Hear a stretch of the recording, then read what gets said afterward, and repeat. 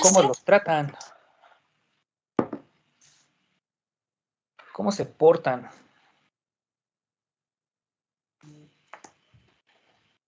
Estresada, ¿por qué, Daisy? Sí, ustedes no pueden estar estresados, déjenmelo a mí. Imagínense, o sea, sacar proyectos de investigación, estar correteando a estudiantes de licenciatura, maestría y doctorado, estar con las publicaciones científicas, con la parte administrativa del laboratorio. Ahorita tengo que estoy estresado por la parte de que tengo que salir del país. La situación del cobijas. Estarles dando clases a ustedes. Bueno, con ustedes me divierto. Ustedes son mi desestrés. La falta de sueño que he tenido en los últimos semana y media. Entonces sí, o sea, eso sí es estrés. Apenas ustedes están subiendo. Hubo examen.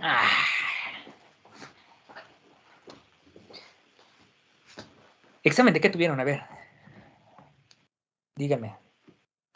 De anatomía. De anatomía. Pues es más memoria, no es razonamiento. Lo bonito es cuando es razonamiento. Bueno, sí, la memoria también. Ahí es donde nos juegan bromas muy pesadas. O sea, sí. Sí, creo que, bueno, sí, está complicado. Bueno. ¿A poco ya tuvieron un examen, su primer parcial de anatomía? Wow, entonces sí vamos atrasados. Bueno. ¿Quieren la buena o quieren la mala? La mala. La mala. Mañana no tendremos clase. Changos. Bueno. La buena, el día jueves les voy a dar una clase especial. Es una clase que cada año... No, hoy sí hay clases. O sea, mañana es el día que no va a haber clases. Ok, mañana. Ok, y el día jueves, sí, mañana es miércoles, hoy es mañana el jueves, les voy a dar una clase especial. Váyanse preparando.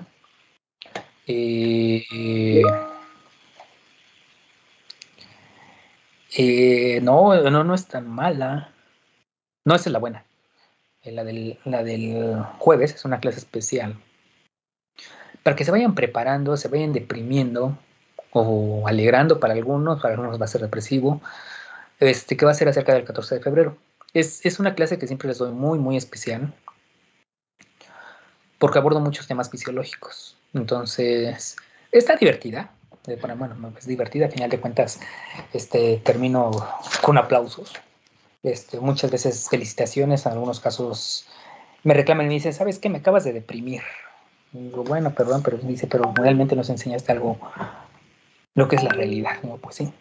Entonces, eso sería el día jueves, ¿sale? Pero el día de hoy tendremos clase que era con biología celular y vamos a iniciar hoy meiosis. ¿De acuerdo? Bueno, antes de iniciar, preguntas con lo que vimos en la clase la última clase, que fue de mitosis. ¿Dudas que tengan?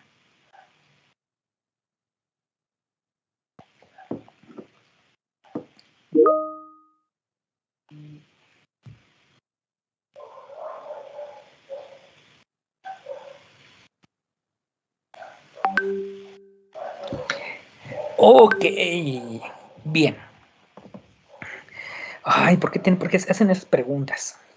Muy bien, Rafael. Ok, dice, habló de un tratamiento con hormonas de crecimiento, pero ¿existe una forma de generar un tejido a partir de células troncales? Sí. No una, hay muchísimas. ¿Y en qué casos? Y en caso de que sí, ¿cómo llegan a trabajar estas? Ok.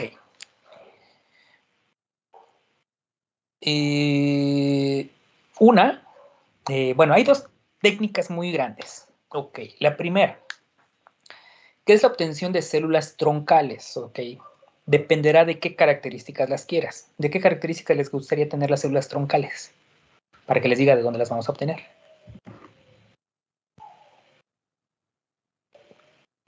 Toti, pluri, multi, unipotenciales. ¿De qué característica? Porque ahí radica el detallito.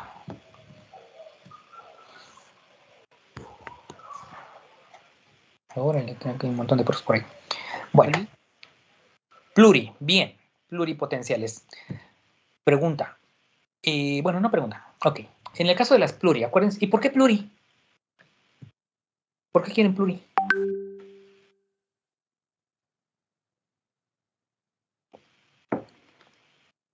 Necesito que me justifiquen. O sea, si ustedes me dicen, ¿sabes qué? Quiero que me des unas células pluripotenciales. Sale. Yo con todo gusto te las consigo, te las doy. Pero justifícame por qué quieres pluri.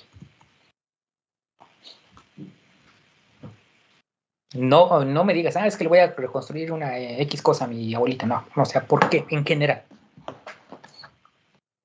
¿Por qué les gustaría tener pluri? Esa es la base de conocimiento, esa es la base importante. ¿Por qué quieren pluri, no multi? ¿O por qué no uni? Da como origen a más capas, bueno, a 3, porque por ejemplo en caso de la multi pues solamente da una. Exactamente, con las 3 capas. Muy bien, exactamente. Me puedo ocupar para obtener todas las 3 capas embrionarias. Excelente, muy bien. ¿De dónde las voy a obtener? Del embrión, exclusivamente del embrión. Entonces, ¿qué es lo que yo tengo que hacer para obtener células troncales de característica pluripotencial? Voy a conseguirme un embrión. Por ejemplo, lo que debería ser lo correcto es utilizarlas de humano. ¿Ok? Agarrar un embrión humano en la etapa de blastocisto. El blastocisto es cuando tenemos la formación del embrioblasto, que es cuando no está diferenciado todavía, es lo que va a formar parte del embrión. Tenemos las capas del trofectodermo, que son las que van a formar parte de la placenta. Entonces, del embrioblasto, yo puedo hacer una microcirugía obteniendo una blastómera o un blastómero, y esta blastómera la pongo en una caja de cultivo, con una caja Petri, y hago proliferación celular. ¿Ok? Así de sencillo. No hay detalles. Y es de característica pluripotencial. Ahora bien, viene el detalle. Si yo hago ese tipo de procedimientos en el caso de un embrión en etapa de blasto, tengo el inconveniente que si yo hago una punción directamente del embrioblasto, puedo generar un daño y puedo inducir la muerte del embrión, de todo el embrión, y si le saco una célula, pues esa célula la recupero y lo demás lo destruyo. ¿Ok? Entonces sí lo hace un poquito complicado. Lo que podemos hacer también es obtener una célula de característica totipotencial cuando está en el estadio de 2 células o de 2 blastómeras. Puedo separarlas, una la cultivo, la puedo llevar a diferenciar hacia la parte de blasto, la puedo sacrificar, puedo obtener una gama muy grande de células de característica pluripotencial, y el otro embrión que me queda, perdón, la otra blastómera, puedo dejarla que siga diferenciándose y genere un embrión. O sea, tengo células de repuesto. ¿Sale? Entonces de ahí puedo obtener células troncales de característica pluripotencial, exclusivamente de origen embrionario. ¿Ok? De ahí solamente. Ahora,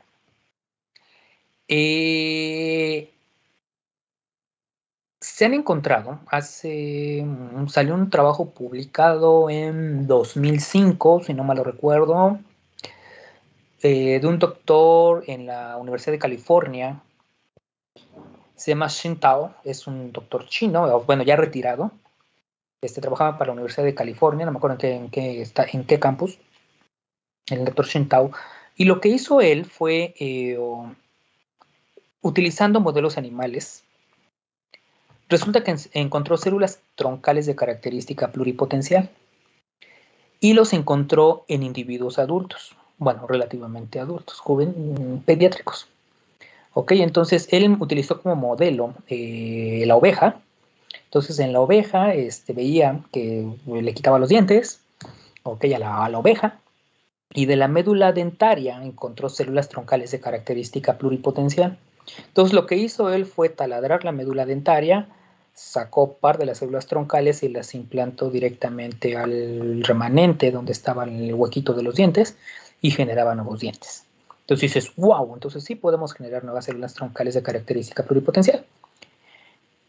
Ese experimento, fueron una serie de experimentos, creo que fueron 4 o 5 experimentos, y el doctor Tao se retiró, ¿okay? Se retiró de la universidad y fundó su empresa.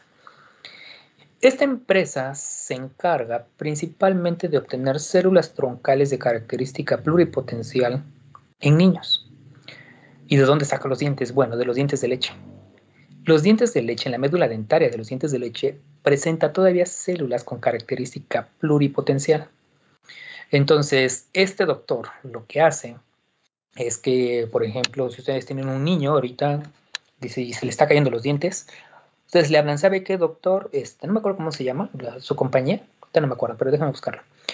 Le hablan por teléfono, ¿sabe qué, doctor? Fíjese que a mi hijo se le va a caer su diente. ¿Ya está flojo? Sí, está flojo, sale. Entonces, les mando un kit. Este kit involucra 2 tubos de ensayo, un medio de cultivo, únicamente le echan agua hervida, le ponen agua, lo ponen en un volumen, lo mezclan, se lo echan al tubo de ensayo, agarran el diente del bebé, bueno, del niño, no que se le caiga solito, se lo arrancan literalmente así, lo colocan en el tubo y lo envían está en California, creo, sigue estando en California, lo envían. Ahí el doctor hace todo el procedimiento de extracción de células troncales de característica pluripotencial, las aísla, las crece, y en un momento les habla por teléfono de señor, señora, ya tenemos las células troncales de característica pluripotencial de su hijo o de su hija. Y listo, usted nos dice cuándo las quiere. Para eso no se las va a mandar inmediatamente. ¿Ok? ¿Por qué? Porque las células troncales son muy sensibles a la temperatura. Entonces lo que hace el doctor Tao es congelarlas. Las congela en nitrógeno líquido y las mantiene ahí por el tiempo que ustedes decidan, por el tiempo de contrato que ustedes tengan. Entonces, por ejemplo, yo quiero, pues no sé si mi hijo va a vivir mucho, ¿no? Pero quiero pagarle 18 años. Sale la preservación de sus células. Sale, ahí está. Se quedan 18 años. Obviamente hay que pagar una mensualidad o una renta de la criopreservación de las células, así como también la proliferación. No crean que es un tubito lo que van a almacenar, sino son 2, 4, 5 tubos por muestra. ¿Ok? Y entonces es uno de los doctores que utilizó estas técnicas de cultivo celular y regeneración de tejidos para obtener células troncales de característica pluripotencial, y solamente de niños con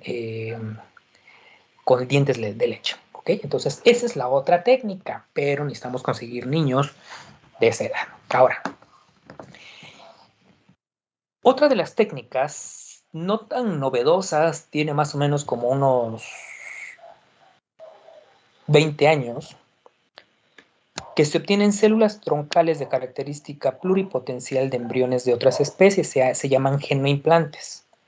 En los genoimplantes, lo que ustedes hacen es agarrar las células troncales de una especie de origen embrionario, si quieren, las agarran, las cultivan, y esas células troncales de característica pluripotencial las pueden insertar o las pueden implantar en regiones dañadas de un tejido, de una especie diferente.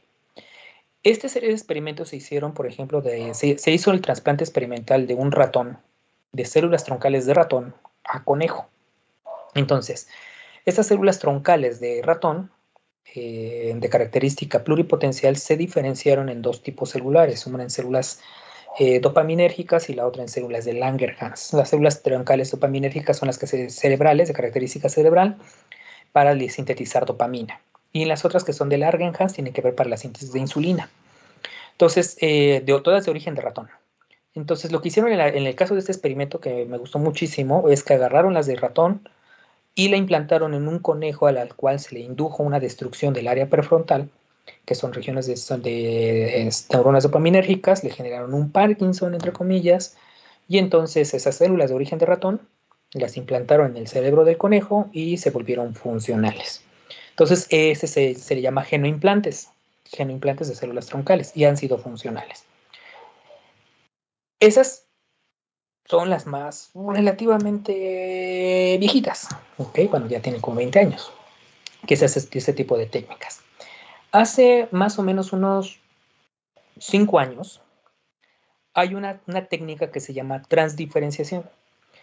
La transdiferenciación o inducción de células troncales pluripotenciales de característica, perdón, inducción de células troncales pluripotentes, ISPS, son células en las cuales se les pueden transdiferenciarlas. Transdiferenciarlas quiere decir que las voy a regresar a un ancestro anterior. Esa es transdiferenciación.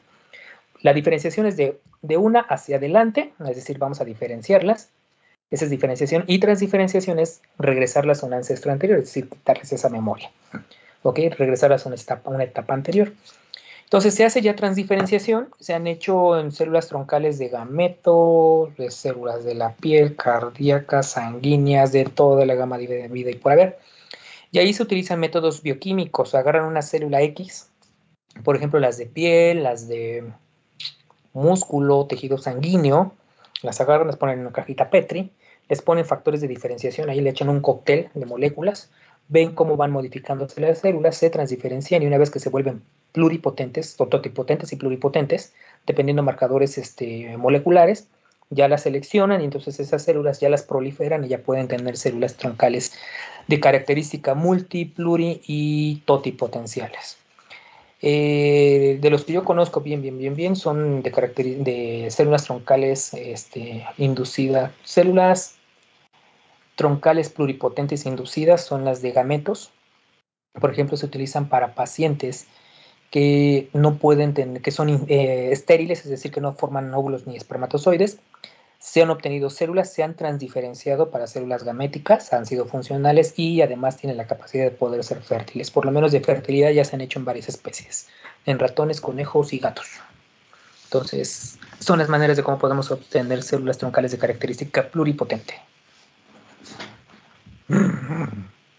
Es jugar a ser Dios, ¿no? Bueno, ¿alguna otra? Sí, Rafael.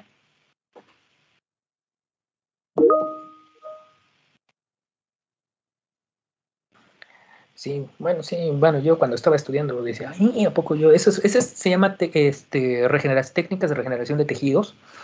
Y, por ejemplo, ahorita células troncales se están utilizando muchísimo para tejido, para la regeneración de piel, principalmente para pacientes con quemaduras. Entonces está funcionando muy, muy bien. Se están utilizando células transdiferenciadas de IPCC para células cartilaginosas. Bueno, no son condrocitos. Células de la médula ósea para gametos, para células neuronales, y está funcionando bien. De hecho, en algún momento, hace unos 10 años, había una teoría muy loca, bueno, no tan loca, era lógica, en el caso, por ejemplo, de cáncer. Las células más internas en un tumor cancerígeno se decía que eran de células troncales de característica pluripotencial. El cáncer se considera que son células transdiferenciadas, es decir, que regresan a un ancestro anterior con la capacidad de proliferación. Se hicieron varios marcadores biomoleculares para poder determinar la totipotencialidad y pluripotencialidad.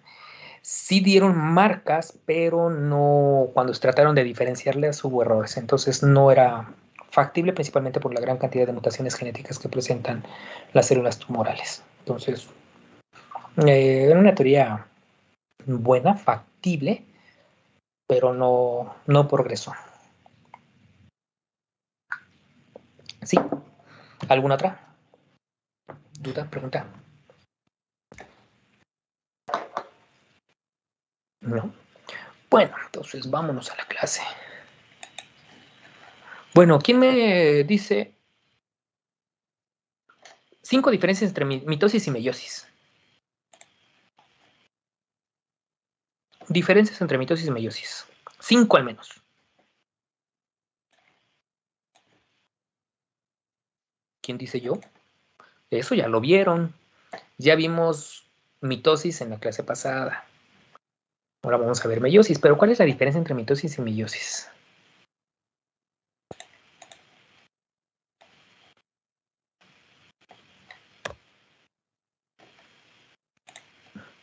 Nadie. Si les dije que lo leyeran, les dije que íbamos a hablar de meiosis. Muy bien, Adrián. A ver si me acuerdo de las 5. Bueno, primero que nada, que la meiosis se da principalmente pues en células germinales, sexuales, y la mitosis pues se da en somáticas. De ahí, primera diferencia. La meiosis tiene doble, ay, se me olvidó el nombre, creo que es doble metafase, no me acuerdo muy bien. Bueno, sí pueden considerarse como doble metafase. Ok, bueno, son 2 divisiones consecutivas. Bueno, sí. En la meiosis. Ajá, 2 divisiones. ¿Y en la mitosis? ¿Cuántas divisiones son? En la mitosis, pues nada más es una únicamente, que ya es Exacto. de la profase, metafase, anafase y telofase. Muy bien, ok, llevamos 2. ¿Qué otra diferencia? Que en la meiosis, si no mal recuerdo, se da como ¿cómo decirlo? La recombinación de genes. Ok, bien, hay recombinación genética en meiosis. ¿Y en mitosis? En mitosis, pues no. Ok, bien, llevamos 3. Eh, Ay, Dios mío, y ya no sé qué más. Naomi.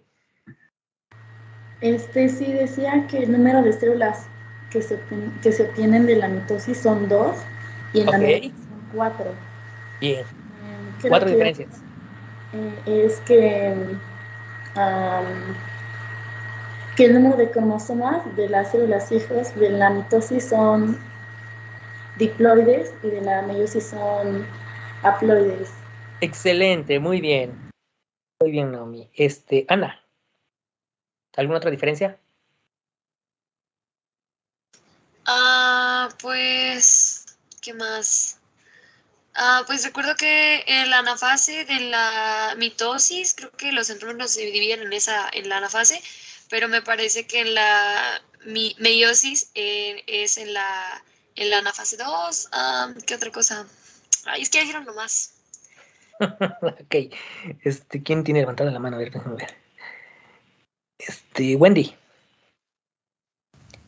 Yo que recuerde, en la meiosis la profase tiene, bueno, es la fase más larga de la meiosis y tiene 5 subfases, que es la leptoteno, cigoteno, paquiteno, diploteno y diacinesis. Muy bien, excelente.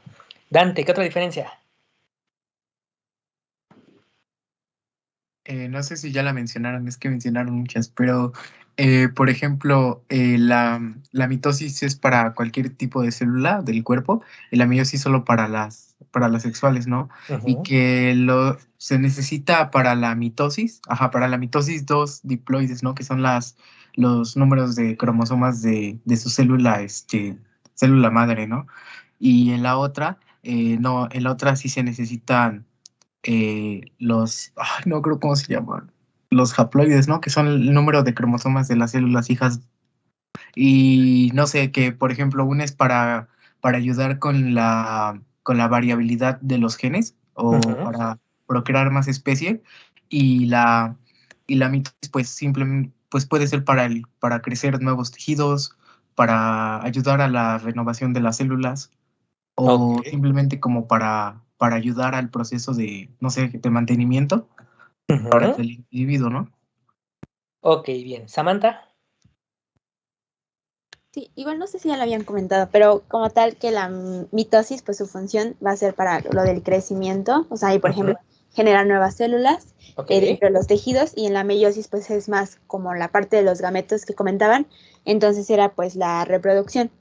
Y que en la mitosis pues al ser diploide se van a obtener 2 células que van a ser idénticas y en Ujú. meiosis van a ser 4 y pues van a tener diferente información genética. Ok, bien. Alexis. Sí, aunque en la meiosis yo vi que la fase G2 era muy corta o no había, también es más larga y por lo tanto requiere más energía.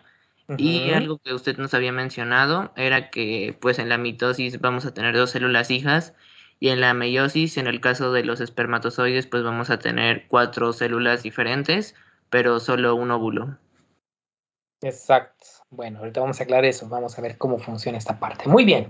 Bueno, ya vi que, a ver, Adrián. Hay una más que me acordé que creo que la meiosis es diferente en hombres y en mujeres. Ujú. Bueno, tiene que ver con los óvulos espermatozoides. Muy bien. Ok, bien. Bueno, vamos a ver eso. Ahorita vamos a aclarar esa parte. Bueno, entonces ya me la dijeron. Ok, bueno, en la meiosis, vamos a poner, bueno, obviamente las diferencias ya me las dijeron. Básicas, en el caso de la parte inferior, podemos encontrar lo que va a ser la mitosis. Hay una fase de replicación de material genético. Ok, duplican el número de cromosomas, es decir, de 2N. Ok, que podemos tener aquí, ¿no? Ok, 2N. Tenemos 4N, se entran a la mitosis y vamos a tener 2 células hijas con la misma cantidad de material genético, 2N, que van a ser diploides. ¿Ok? Ahora, en el caso de la meiosis, sucede lo mismo, bueno, prácticamente lo mismo. Tenemos una célula diploide, que en el caso puede ser espermatogonias u ovogonias, tenemos una característica diploide, pasan a la parte S de la interfase, hay una duplicación de material genético, tenemos 4N, y se da la primera meiosis. En la primera meiosis, bueno, en la meiosis 1, se da la formación de 2 células hijas con la mitad de material genético, que van a ser de características diploides. ¿Ok? Entran de manera inmediata a la segunda meiosis, es decir, aquí ya no entran a la fase de síntesis, se van directamente a la segunda división meiótica, y tenemos 4 células hijas con la mitad de material genético que van a ser haploides. ¿Ok? Ahora, en este proceso, como muy bien lo dijeron todos ustedes, hay una fase de recombinación genética. Esa recombinación genética se da principalmente en la meiosis 1. ¿Okay? En la meiosis 1, que es donde se va a dar esa recombinación, y esto nos genera una gran variabilidad de células, bueno, células con una variabilidad genética que nos permite que el material genético sea totalmente diferente entre uno y otro. Cuando hablábamos de impronta genómica, en estos procesos es donde vamos a encontrar la mayor cantidad de marcas genéticas, de genes improntados que pueden inhibirse o pueden encenderse o se pueden establecer nuevas improntas para el caso de nuestra descendencia. Entonces, en este momento es cuando podemos encontrar muchos fallos en nuestros gametos. Por eso es que en el caso de los espermatozoides tenemos muchísimos fallos, muchísimos daños. En el óvulo sucede lo mismo. Bien, ahora, ¿cómo es en video la meiosis? Bueno, pongamos un video.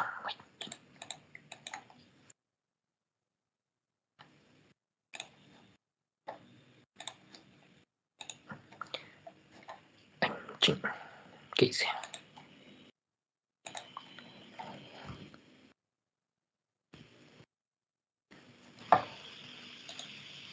Bueno, lo primero que vamos a ver es, van a entrar en la fase de síntesis de material genético, en la fase de replicación.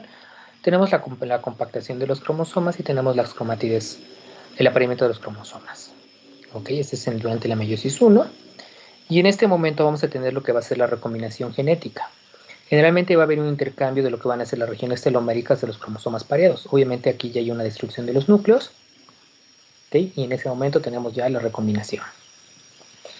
Los microtúbulos que están en los centrosomas, anclados a los cromosomas, se unen a los cinetocoros. Bueno, aquí ya se dieron cuenta, está generándose la recombinación genética. Los microtúbulos se unen al cinetocoro, alinean los cromosomas a lo que va a ser la metafase 1.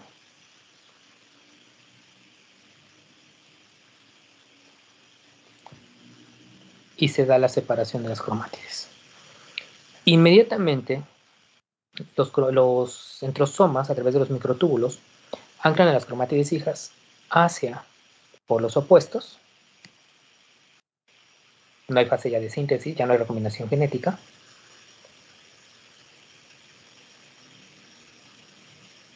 Alinean los cromosomas en lo que va a ser la metafase 2. Se da la segunda anafase y telofase. Finalmente la formación de los núcleos y la citocinesis. Y entonces tenemos 4 células hijas con la misma cantidad, de característica haploide. Ahora, esto aplica solo y exclusivamente al espermatozoide. En el caso del óvulo va a ser diferente. ¿Ok? Fíjense en la parte de abajo, ¿ok? Que es en el caso de la espermatogonia. La espermatogonia es una célula precursora de espermatozoides. Es la que se va a encontrar en la base de los túbulos seminíferos y es la que va a funcionar como célula troncal de característica, entre comillas, pluripotente. Sí, totipotente. Bueno, sería multipotente. ¿Okay? No, sería unipotente. ¿Okay? Bueno, entonces esta entra en la fase de síntesis y genera el espermatocito primario. El espermatocito primario es de característica tetraploide. Entran en la meiosis 1 y se forman 2 espermatocitos que se llaman espermatocitos secundarios. Estos espermatocitos secundarios son de característica diploide, igual que la célula de la espermatogonia. Esos espermatocitos secundarios entran en la meiosis 2 y generan las espermátidas, se llaman espermátides redondas. Las espermátides redondas son las de característica haploide, ¿ok? N. Y finalmente entran a la espermiogénesis, ¿ok? Que son donde ya el espermatozoide o la espermátide hay una modificación estructural para la formación de los espermatozoides, ¿ok? Ya funcionales. Esto solamente aplica para el espermatozoide, que es lo que aplica con la meiosis convencional. Ahora, vámonos con lo que va a suceder con el óvulo. En el caso del óvulo, ok, vamos a quitar esto, sucede lo mismo, ¿ok? La ovogonia las ovogonias son las células que se van a estar generando durante la etapa embrionaria, ¿ok? Entonces, durante la etapa embrionaria, las ovogonias van a entrar a la fase de síntesis, ¿ok? De la meiosis, previa a la meiosis. Y tenemos un ovocito primario de característica tetraploide. Ahora, quedan arrestados, quedan detenidos hasta que reciben una estimulación, y esta estimulación va a ser la estimulación hormonal, ¿ok? A través, cuando entran a la menarca, pero bueno, cuando van a entrar en ciclos en menstruación, tenemos la maduración ovocitaria, ¿ok? La maduración del folículo, crecimiento folicular y el crecimiento del ovocito. Este ovocito, ¿ok? Por la estimulación de FSH y LH, vamos a quitar esto, FSH estimula el crecimiento. Viene el pico de LH y entonces induce la ovulación. Cuando el óvulo es liberado del folículo, induce la maduración nuclear y tenemos la primera división meiótica. Esto es el ovocito secundario, que es de característica diploide, y el primer cuerpo polar, que es de característica diploide. No sé si tengo aquí un óvulo. Aquí está. Aquí. Este es el óvulo que tiene el primer cuerpo polar, que es 2N, y el óvulo, que es 2N. ¿Ok? Este es un óvulo maduro y listo para ser fecundado. Bueno, entonces, este es como lo vemos. Esta es la primera división, la primera en la meiosis 1. Y el óvulo va viajando a lo largo de la tuba uterina. ¿Ok? Ahora, cuando el espermatozoide interacciona con el óvulo, dispara la segunda división meiótica, ¿ok? Para poder generar un óvulo haploide. Entonces, en la segunda división meiótica queda el óvulo de característica haploide y se libera el segundo cuerpo polar. El segundo cuerpo polar es de característica haploide, ¿ok? En este óvulo, obviamente, ya tenemos, ya con la entrada del espermatozoide, restablecemos la diploidía, pero esto ya es del embrión, ¿ok? Y tenemos el segundo cuerpo polar, que es de característica haploide. Entonces, en conclusión, ahí no tengo aquí, la meiosis en el óvulo concluye con la fecundación. ¿Ok? Eso es bien importante identificarlo. En el caso de las diferencias entre meiosis del óvulo y del espermatozoide, el espermatozoide es continuo hasta la formación de 4 células hijas funcionales, ¿okay? De característica haploide, mientras que en el óvulo,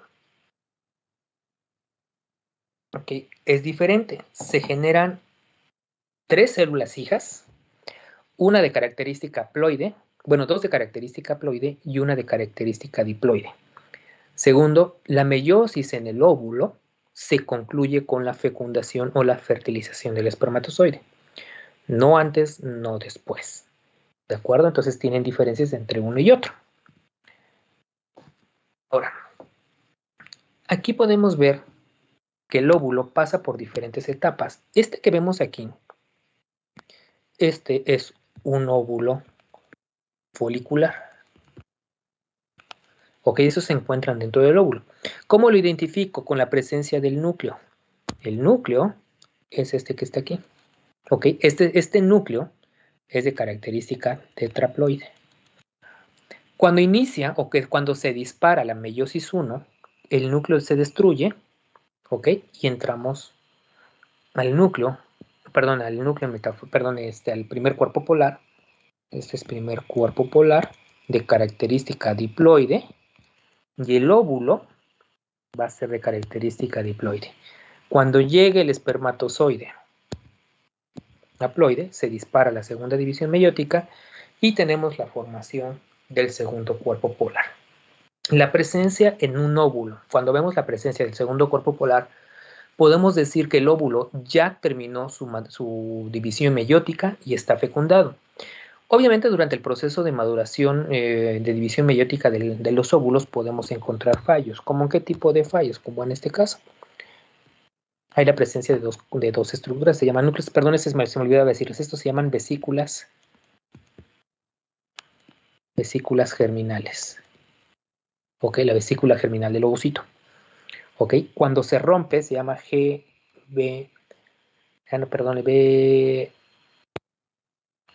BDGB.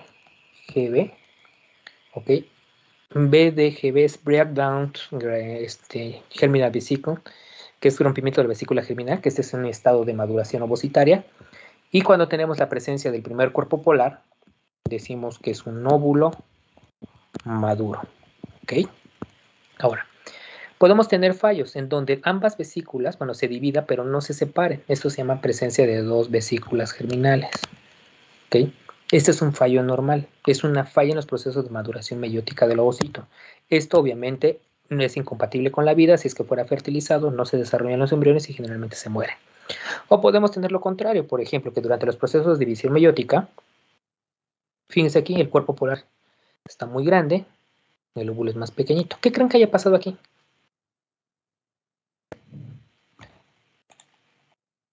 ¿Qué tendrá ese cuerpo polar?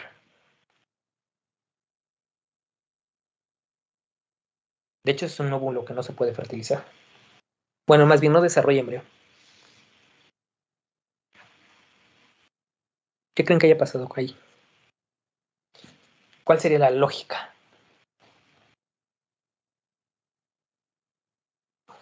Pues se ve como que está dentro, ¿no?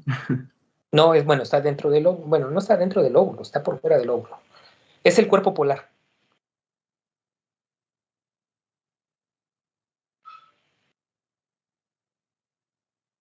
Y es una falla de división meiótica. Y eso los veo en pacientes por arriba de los 35 años de edad. 33 ya.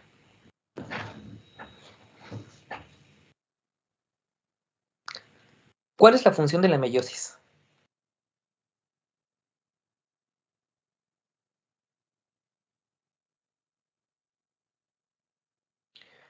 Una de las funciones de la meiosis es reducir la cantidad de material genético, es decir, volverse de células diploides a células haploides.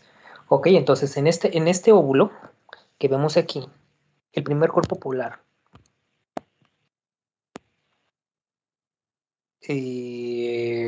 lo que hizo fue jalar todos los cromosomas. El óvulo tiene 0 cromosomas. El primer cuerpo polar tiene todos los cromosomas. Si el espermatozoide llega a fecundar, obviamente este núcleo se destruye. Se forma una masa celular y no progresa. ¿Ok? Y esto lo vemos muchísimo en pacientes de edad avanzada. ¿Ok? Son fallas durante los procesos de maduración meiótica del ovocito. Entonces, en el caso de la meiosis del óvulo, fíjense aquí tenemos un óvulo, ¿ok?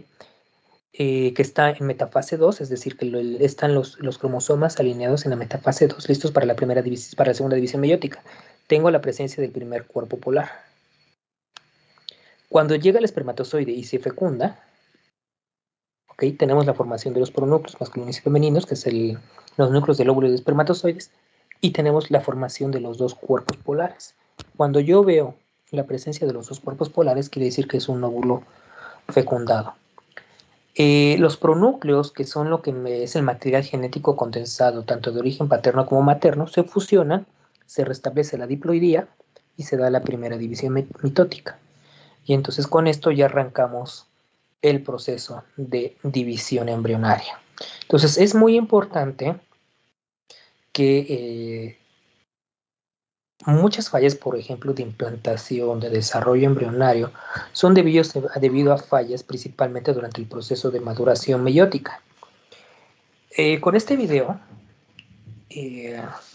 quiero mostrarles muchas cosas, pero para eso necesito preguntarles, porque con esto voy a destruir muchísimas cosas que tenemos ancladas en nuestras ideas. Primera pregunta. ¿El espermatozoide entra con cola o sin cola? Sin cola. ¿Y dónde dejan la cola? ¿Dónde queda la cola? Según yo se desprende, ¿no? Antes de entrar. Se desprende antes de entrar. Perfecto. ¿Eso dónde lo leíste? ¿O dónde lo vieron? ¿Quién se los enseñó? Sí, No, digan. Yo lo había visto, creo que en Ciencias Naturales. Ciencias naturales. Sí, yo también lo leí en Ciencias Naturales. Antes de la prehisteria. Bien, ¿alguien más? Digo, o sea, para respaldar todo esto. ¿Qué les han dicho de estas cosas? De que el espermatozoide deja la cola fuera. Bueno. El video que les voy a mostrar va a tirar todas esas ideas. Por eso les digo, o sea, lo que nos da de información, lo que tenemos de información, está muy anticuado, demasiado anticuado. Este video salió publicado en el 98, 1998 más o menos, si no mal lo recuerdo. Es un proceso de fecundación y de hecho vamos a ver todas las etapas de división, de maduración meiótica del óvulo y fecundación, ¿sale? Entonces agárrense sus chones porque se les van a caer con el video. Bueno, entonces, vamos a ver. Vamos a ponerle aquí.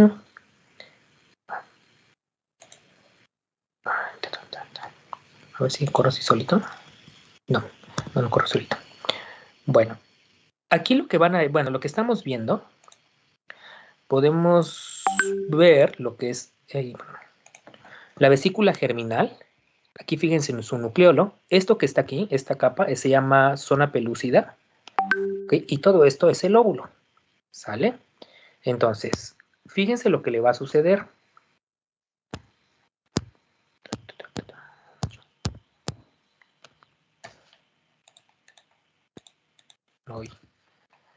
Sale, arrancamos. Y tenemos el proceso de división meiótica. Fíjense cómo se destruye el núcleo y los cromosomas quedan alineados en la metafase 1. Y se da la primera división meiótica. Aquí tenemos la primera mitad de cromosomas. Aquí es 2N, aquí es 2M. Y queda el núcleo en metafase 2 para la segunda división meiótica. Aquí viene el espermatozoide. Y fíjense, entra con todo y flagelo, con todo y cola. Inmediatamente que entre en contacto se dispara la segunda división meiótica. ¿Ok? Aquí se va liberando. Tenemos el primer cuerpo polar, segundo cuerpo polar. Primer cuerpo polar, segundo cuerpo polar. Y se inician las divisiones mitóticas. 2 células, 3, 4, 5, 6, 8, 10, 12, 16. Tenemos una mórula. El blastocisto y la eclosión. Esto es al día 5 post-fecundación. ¿Ok? Como se pudieron dar cuenta, pudimos destruir dos cosas. Una, el espermatozoide entra con todo y flagelo. ¿Ok? Y eso tiene 20 años que se publicó este trabajo. 2, los libros nos decían que la célula, el embrión, cuando se forman las primeras blastómeras, eran en pares, ¿cierto? Decían de 2 a 4, de 4 a 8, de 8 a 16, 16 a 32. Como ustedes pudieron ver en el video, van de 2 a 3, 3 a 4, 4 a 5, 5 a 6 y así sucesivamente. Es secuencial, no es por pares. Ok, entonces esta información, este video, destruyó muchísimas de la información que tenemos publicada ahorita. Por eso les digo, los libros están bien atrasados. No es lo que estamos viendo. Bien, ¿en qué tiempo produce la aparición del segundo cuerpo polar? Aproximadamente de 1 a 2 horas postfecundación. Aproximadamente, a veces hasta en menos. Dependiendo en qué momento fecunda el óvulo, el espermatozoide. Aquí se me olvidó mencionarles, déjenme ver si puedo retrasarlo un poquito. A ver, está aquí, acá. Esto que ven aquí, esta zona, se llama espacio periplásmico. De hecho, vamos a ver si me creo que se ve más un poquito más adelante. A ver, ¿se pueden ver? Ok. No, aquí no. Aquí. Aquí, este espacio. Vamos a ponerlo con un puntero. Esto que ven aquí se llama espacio periplásmico.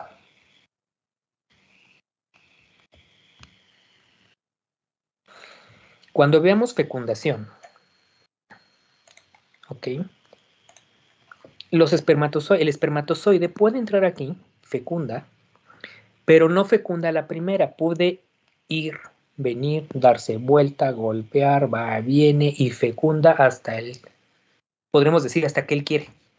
¿Okay? Entonces la fecundación no es de manera inmediata. En este video, como se los pude mostrar,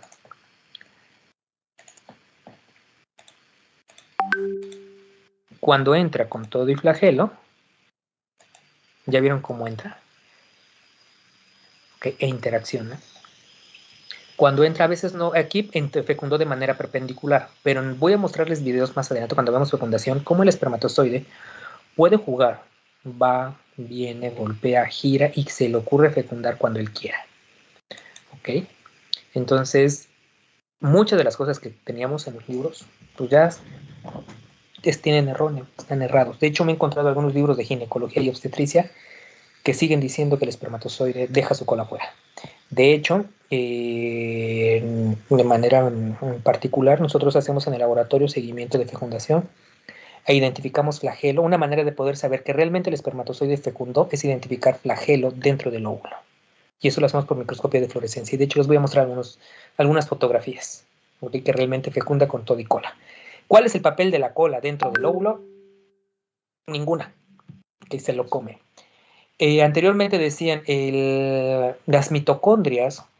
Bueno, los óvulos o los embriones solamente, o todos nosotros tenemos exclusivamente DNA mitocondrial de origen materno. No.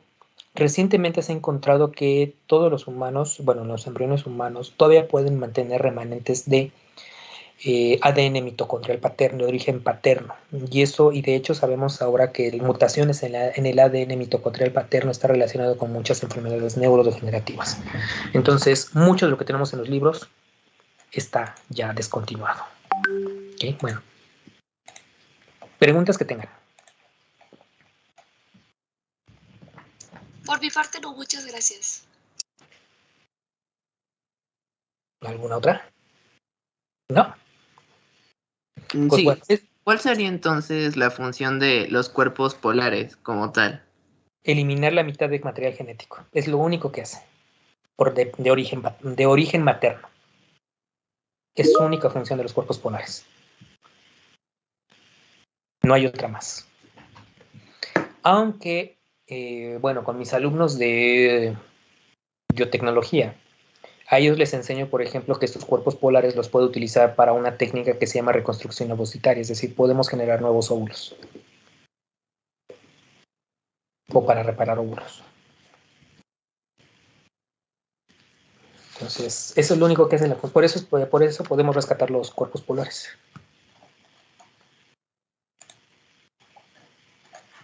¿Alguna otra?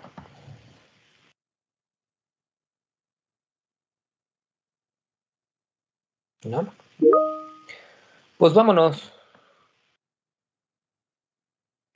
Ok, ¿cuál es la definición de los cuerpos polares? Son estructuras, bueno, podríamos decir que son remanentes de células en donde se elimina la mitad de material genético de origen ovocitario o de origen materno para establecer la haploidía en los óvulos.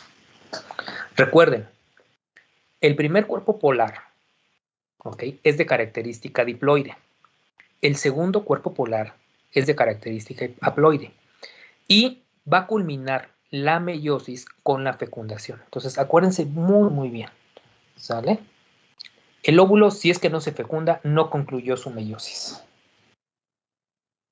¿Sí?